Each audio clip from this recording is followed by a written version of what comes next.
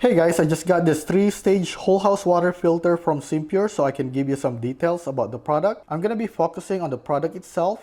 I'll go over its features and all the parts that came with the box so that I can figure out what parts I need to buy, and I will follow it up with a detailed installation video. When you open the box, you'll have this complete housing frame. It already have the 3 installed filter. It also comes with this plastic wrench to help you remove and install the filter housing. So basically this thing just goes right here, and you can use this to turn the filter housing, okay? It also comes with this small plastic right here, and inside it you have 2 screws and 2 Teflon tape, as well as some spare parts for your pressure valve. And then you're going to see 3 small boxes like this, and inside it are your pressure gauge. So you have 3 of them. It also comes with this punch positioning sticker. You can actually stick this into your wall, and this is where you have to drill. And it also comes with this user manual. This is the top of your filter system. This screws right here is what's holding the head unit of your water filter. The red button right here is your pressure valve. So this white part here is the connector for your pressure valve. To install the valve, all you have to do is push this thing in, and basically that secures it. And if you want to remove it back, you just want to press this thing down and pull it out, okay? So this pressure gauge is going to give you a real-time water pressure. This system can work on water pressure from 25 psi to 90 psi. So if you really want to maximize the life of your filter, you can refer to this pressure regulator and see what is an acceptable psi number for your household before you really need to replace your filter. So once you figure out that number, you'll know next time when it's time to replace the filter just by looking at the pressure gauge. This red button is the pressure release valve. So you press this thing to release the pressure when you replace the filter, and also to purge the air out when you are installing a new filter. So basically, after you replace your filter, you want to hold this thing in and let the water fill the filter housing until the water actually comes out of the valve right here. So when that happens, you know that there's no more air in your system. So you just do that, and then you just move to the next one and to the next one as the water fills up your system. So your system have a small sticker. This is an in and out sticker right here. So this is already set up so that your water is entering this side of the filter and comes out of this side going back to your house. Now, if your setup requires you to enter from this side and come out of this side, what you want to do is you want to remove all these screws right here, and then you want to flip the unit to the other side, because you always want the pressure valve to be where the water is coming from. So right now the water is coming in from here, so the pressure valve is here. So if the water is coming in from the other side, just flip it so that this red valve right here is going to be on this, and then basically the connector for your pressure gauges is going to be on this side right here. And then after that, you just want to make sure that you take out this sticker and switch it as well, so that you or the next person to service your filter will know where to place the correct filter and also which valve to turn, especially if you have a bypass valve. Okay, so for now, my system is going to be coming from here, so I'll just leave it like this one right here.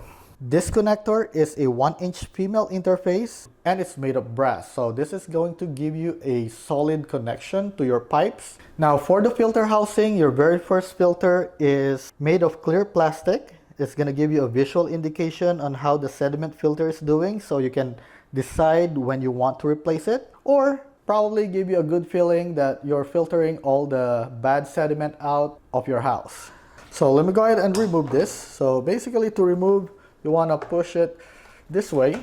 There's really no difference in size between this and this two right here. It just basically gives you a clear indication on how the filter looks like. So let me go remove all the filter housing so we can see what's inside this unit. So if you look closely at the housing, this thing actually is about 1/2 inch thick, and it comes with 2 O-rings. So this is going to give you a really nice seal. Just make sure that the seal is properly installed before you put it in, okay?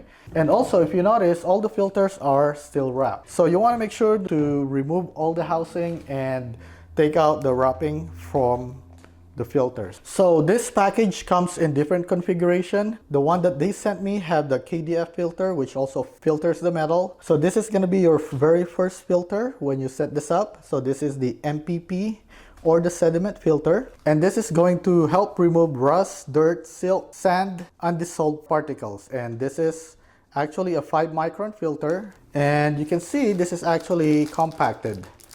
Okay, so the next filter is the KDF filter. This is KDF and granular activated carbon. This is going to help remove iron, lead, nickel, odors, heavy metal, and hydrogen sulfide. So this filter actually is a granular filter. Not sure if you can hear that.